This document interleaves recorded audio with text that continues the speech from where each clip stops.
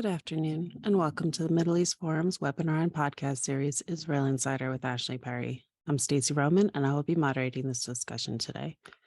We are pleased to have Ashley Perry, advisor to the Middle East Forum's Israel office, join us here each week to update us on all the events going on in Israel. Mr. Perry will be giving us a briefing on current Israeli affairs for 15 minutes and open it up for questions. Should you wish to ask a question, please use the Q&A box located at the bottom of your screen to type your question. And with that, I will turn the discussion over to Mr. Ashley Perry. Thank you very much, Stacey, and good evening from Israel. We'll start with the ceasefire after a few days operation called Shield and Arrow. Basically, Israel and Islamic Jihad came to a ceasefire after, I think, over 1,400 rockets were fired on Israel. The debate post-operation is in two parts. First of all, what did it achieve? Did it achieve any deterrence? And on the other side, why did it come about? And was Netanyahu pushed into the operation? Did he go willingly? Was it a strategic plan to wait or to take a breather after the initial rocket attacks from Islamic Jihad? There was a very, what was perceived by some in the coalition as a weak response. And Itamar Ben-Gvir, the leader of Otzma Yehudit, basically threatened, we'll talk more about that, for the second time, and he's even threatened to leave the coalition, or threatened to boycott the coalition, let's say, for the third time today, but let's just talk about the second time at least. And only then the IDF got into sort of a higher gear and took out targeted assassinations of some of Islamic Jihad's senior leaders. What it certainly did do is it showed a few things. First of all, it shows that Hamas at this point in time is not interested in getting involved. While Hamas is in charge of the Gaza Strip, and not really that much can happen in the Gaza Strip without Hamas's at least acquiescence, Hamas were not physically involved. And that's because at this point in time, it does not seem to want to get in to a conflict. It seems like, and this is the assessment of the IDF and the specifically the IDF intelligence, that it doesn't want to damage two things which are happening concurrently at the moment. First of all, the Qatari money is back, and they're getting, those, not necessarily the suitcases that we saw a couple of years ago, but we're seeing Qatari money come back in. I think the Qatari ambassador is even coming on Sunday, I believe, with a new round of funds for essentially Gaza citizens, but as we've seen previously, a lot of it does end up in Hamas's hands.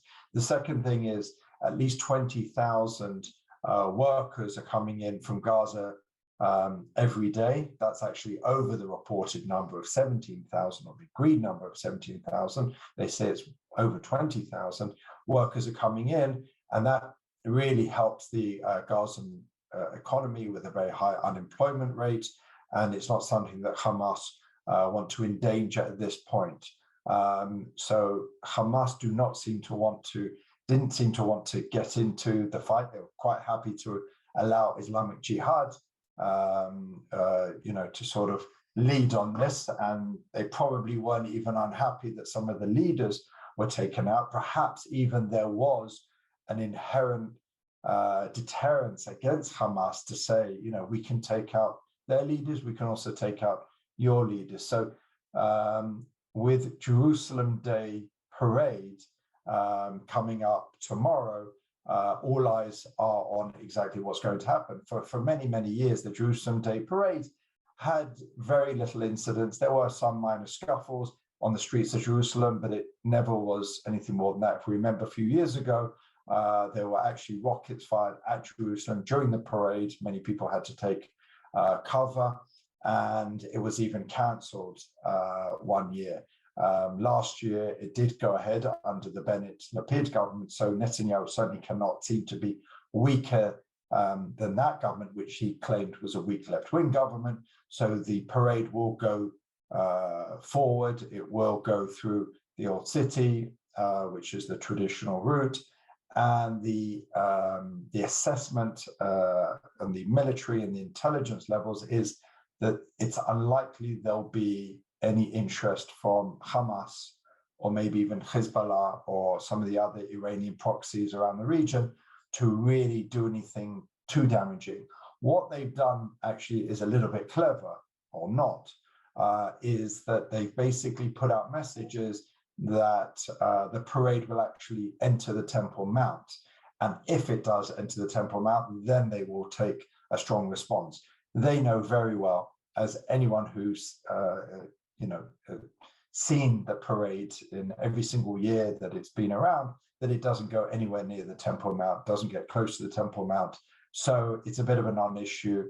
Part of it is to incite crowds to ascend the Temple Mount, Palestinians, to ascend the Temple Mount, to claim that they're defending it. And when no parade actually arrives there, which there was never any intention to do so, they can claim that as a victory. Also, Hamas can sound tough without actually having to follow through, because if they said, as they did a couple of years ago, if the parade takes place at all, then we will respond. Obviously, clearly, the language they're using, the tactics, the strategy means that they're really not that interested. Not to say that it's absolute zero chance of anything happening, but the assessment is that there's just no real stomach from Islamic Jihad, who took quite a beating in the recent operation, from Hamas, who clearly have a lot to lose, and even Hezbollah, who at this point don't seem to want to get into a larger conflagration. There are other more minor players, perhaps Palestinians, as we saw recently, acting in Lebanon, perhaps something coming across from Syria, as we also saw relatively recently.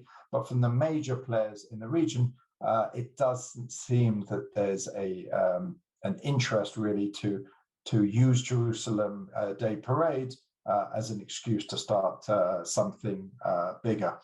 What is on the Israeli political agenda, especially for the next week or so, because it is the passing of the budget. That's really what's on the foremost mind, not just of the Israeli political level, but also the public.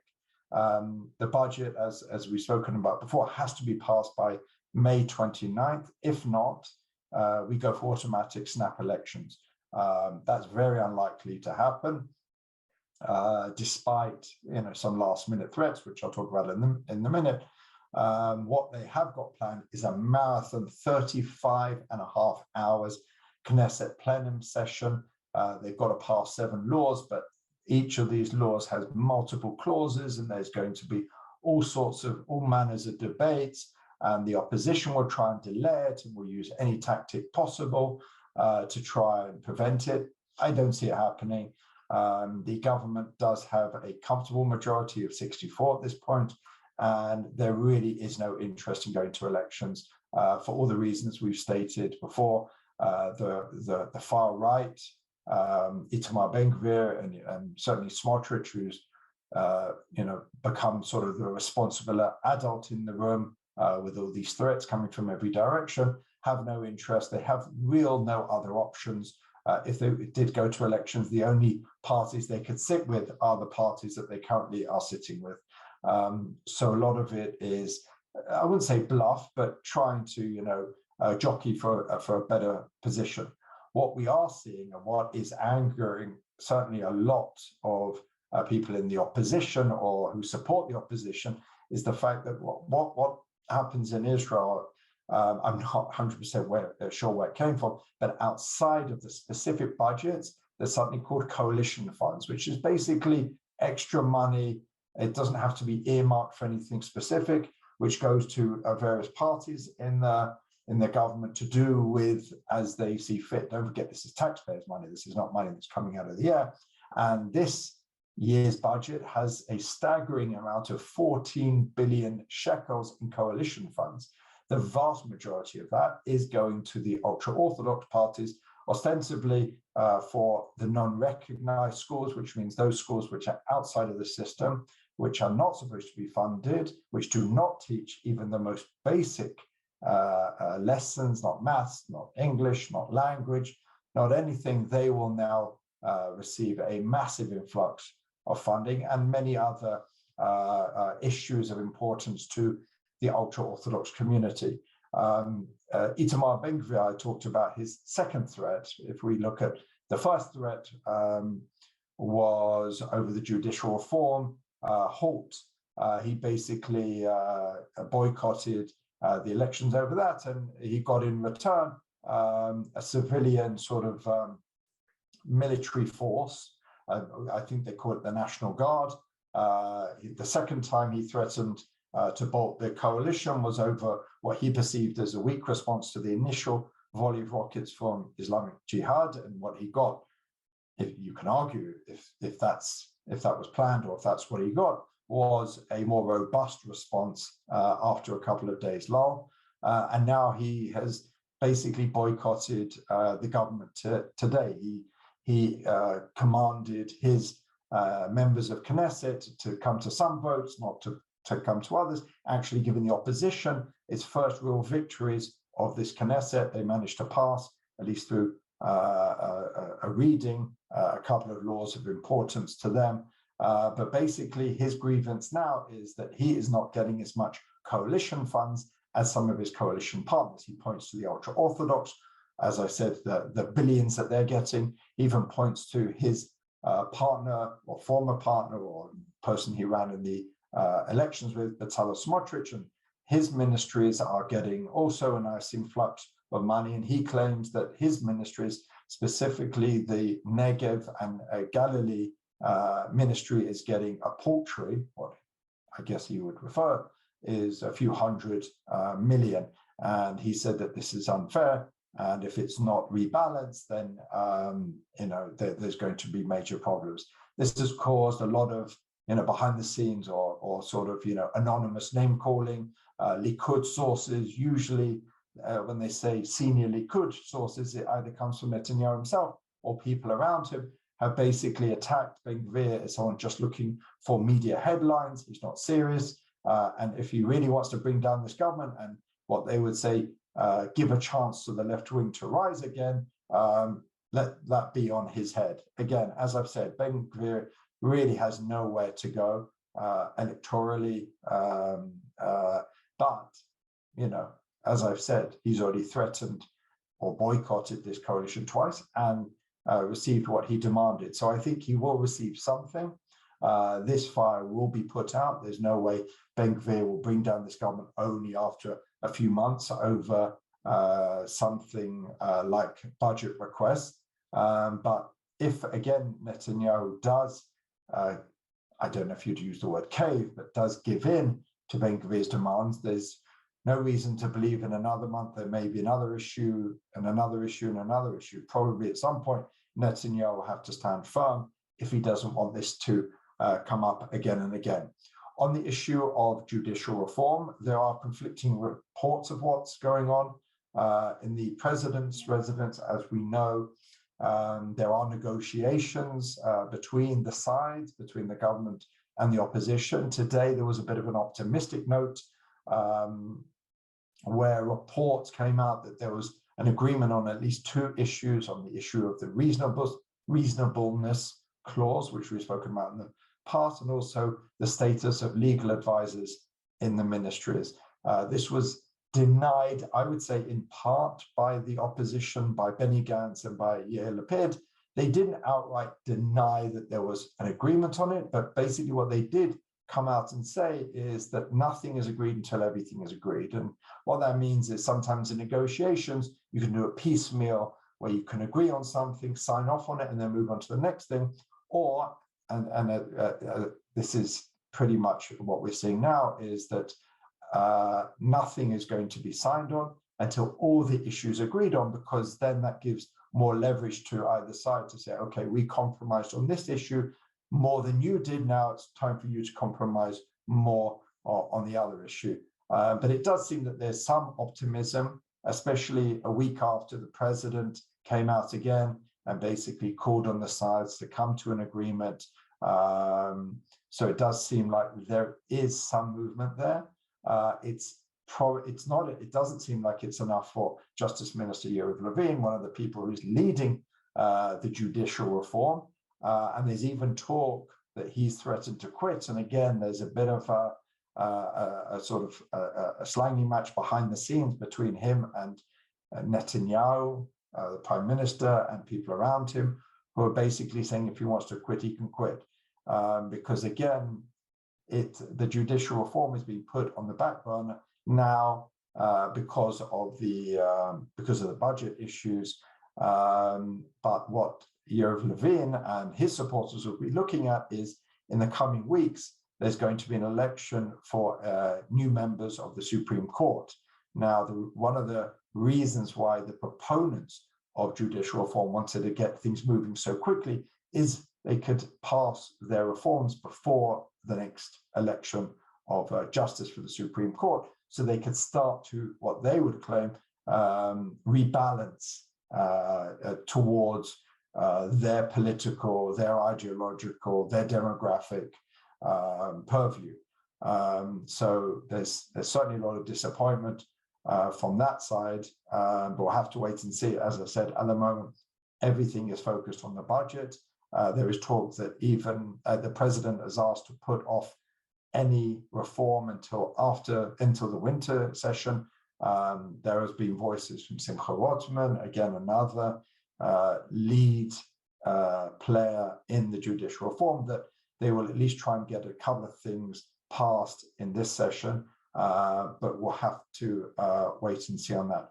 Tonight, it's happening right now. What's interesting, again, connecting some of the dots which we just spoke about, there is a demonstration led by people who are against the judicial reform, who are marching in Bnei Brak, in ultra-Orthodox communities, specifically targeting the head of the finance committee in the Knesset, Gafni, one of the leaders of United Torah Judaism.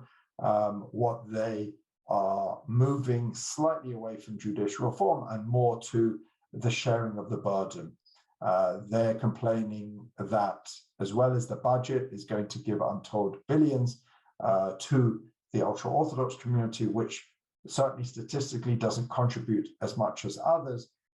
Also, one of the reasons why the ultra-Orthodox community or leadership is very strong on judicial reform is because they want to pass a law making it a law that the ultra-Orthodox do not need to go to the army, thus creating what its opponents would say is, an unequal sharing of the burden. So that's something to watch over. It's not going to get the numbers that we see on a Saturday night, which, against the judicial reform of 200,000, something like that. I don't even think it will be tens of thousands. It may not even be thousands, but it will certainly bring the ultra-Orthodox public into the debate in a very strong way, and we'll see how that plays out. And I'm happy to answer now any questions on any of those issues or anything else of relevance over the last week or so.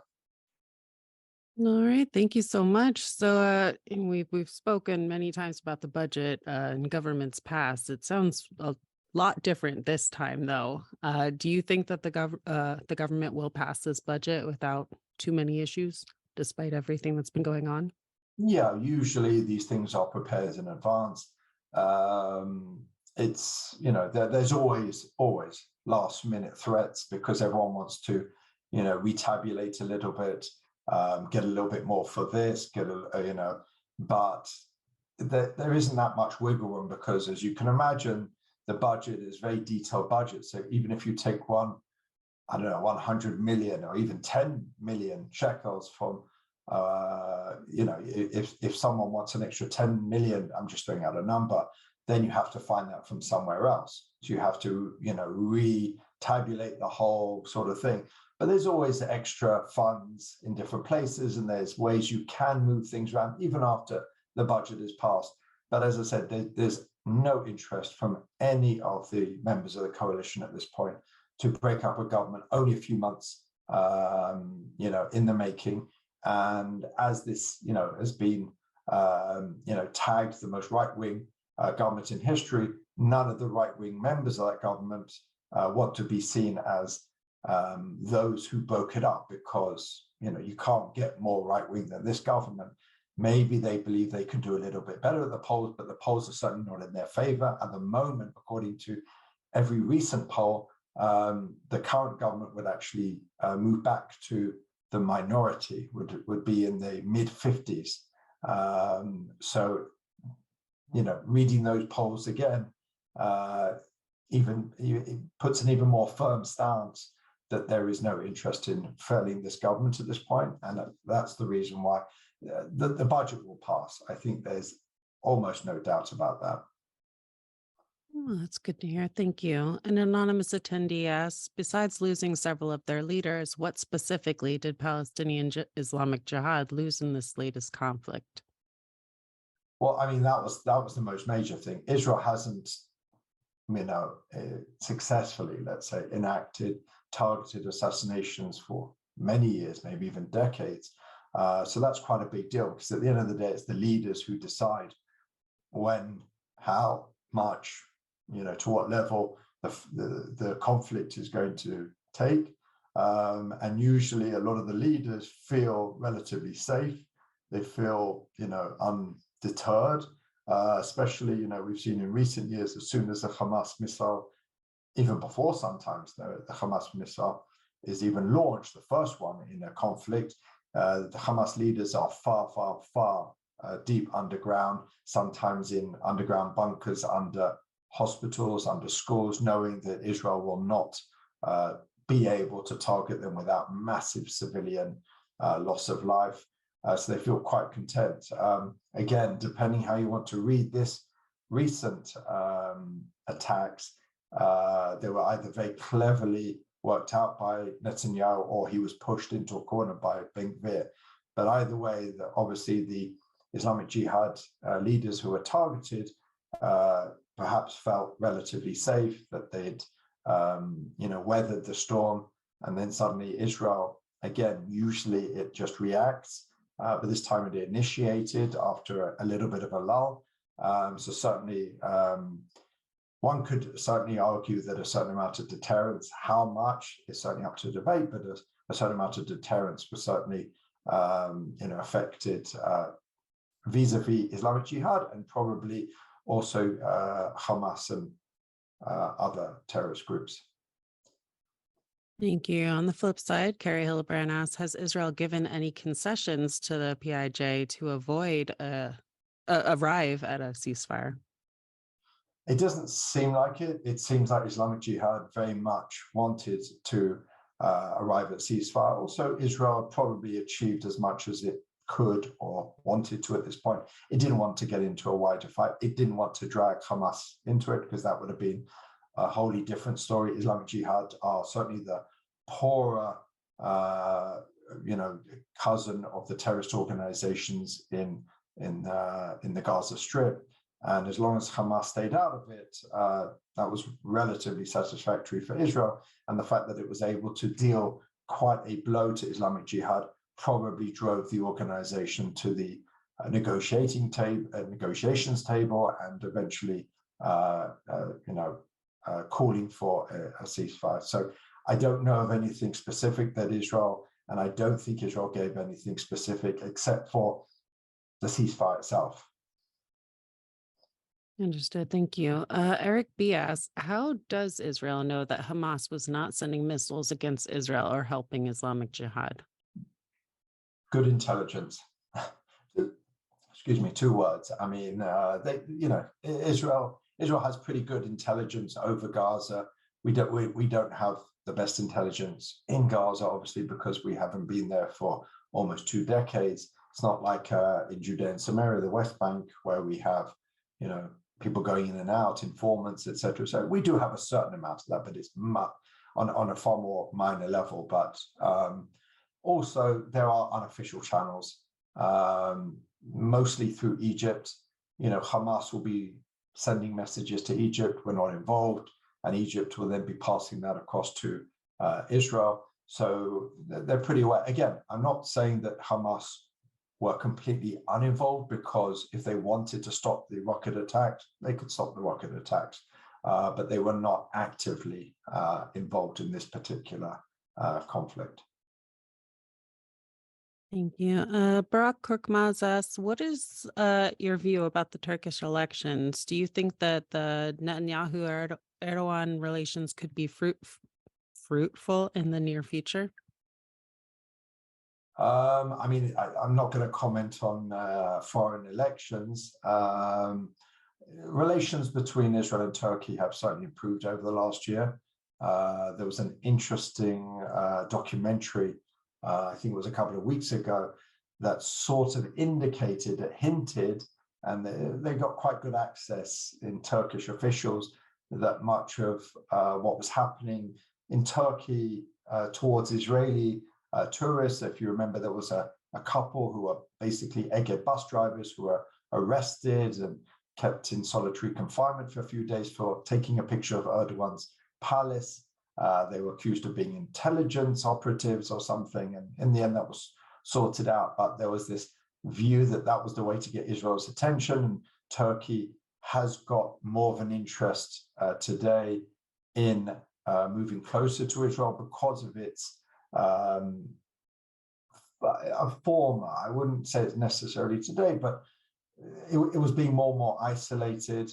They saw Israel getting closer to Greece and Cyprus, what it was doing with gas, with Europe, and various, there were various reasons. Erdogan is not going to suddenly become a passionate Zionist. He's not going to become a lover of Israel, but there was a clear strategic interest to move closer together. And, you know, the peak of that was when we saw last year President Herzog welcomed with full honors by Erdogan in Ankara. So there's a clear interest at this point. And Turkey's rhetoric, especially during Erdogan's rhetoric, especially during an election period, did raise the volume a little bit. But again, you know, a lot of that has been put down to election rhetoric. But there's an interest at this point in Turkey and Israel, at least not necessarily the warm allies they were before Erdogan came or during the early years, but certainly there's an interest in tampering down the emotions and the disagreements that we saw over the last few years.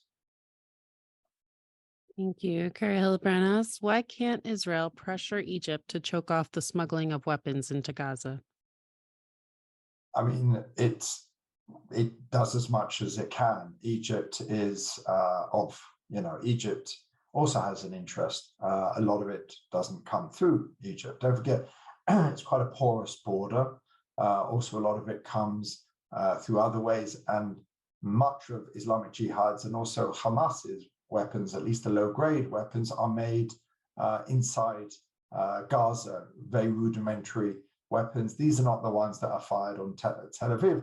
These are the ones that are fired on Sderot and what's called the Gaza envelope. So, most of the weaponry, the overwhelming majority of weaponry that is used during these conflicts are the low-grade weapons, which are made locally. So it's not that Egypt necessarily want to let anything in. They've got an interest also. There's no love lost between Egypt and the terrorist organizations in Gaza. So they are doing, I wouldn't, one could argue if they're doing 100%, but they certainly have no interest in allowing anything, from their border to enter Gaza. Thanks. An anonymous attendee asks, do you see Syria's re-entrance into the Arab League as having any greater threat to Israel? Not necessarily any greater threat to Israel, but it certainly speaks to the end of isolation of Syria, and Syria as to a certain extent, or to a very large extent, a client state today of Iran is certainly a worrying element, and it just adds to the recent detente, at least on paper, between Iran and Saudi Arabia, mediated by China. And as I suggested previously, I think it's more about China than any great love newfound love between, the lead of the Sunni world and the lead of the Shiite world. There's they've been historically implacable enemies, and I don't think that's necessarily going to change. But China coming into the region does change the equation. But Iran is certainly a major player in trying to get Syria back into the Arab League and also, return relations. And we have seen visits to Syria that we haven't seen for many years. And it seems like Bashar al-Assad is back in, at least, sort of openly, in with much of the Arab world. Does it change much for Israel? Not necessarily. Bashar al-Assad is not a great threat to Israel. He doesn't control much of his country. Certainly, at the moment, he is more beholden to Russia and Iran than anything else. So it doesn't really change Israel's situation. Israel will still continue feeling that it has the right to fly over whenever necessary and take out any major munitions that are traveling across to Hezbollah, which is done countless times over the last number of years. And that calculus will not change regardless of Syria's status in or reinstatement in the Arab League. All right. Well, thank you so much. We've come to the close of our webinar and podcast. Ashley, thank you again for taking time to update us this week. Thank you. Of course, for our viewers and listeners, please note we will not be having a webinar this Friday. Please be on the lookout for our weekly webinar offerings email coming out over the weekend. Thank you all for joining us, and I hope you have a wonderful day.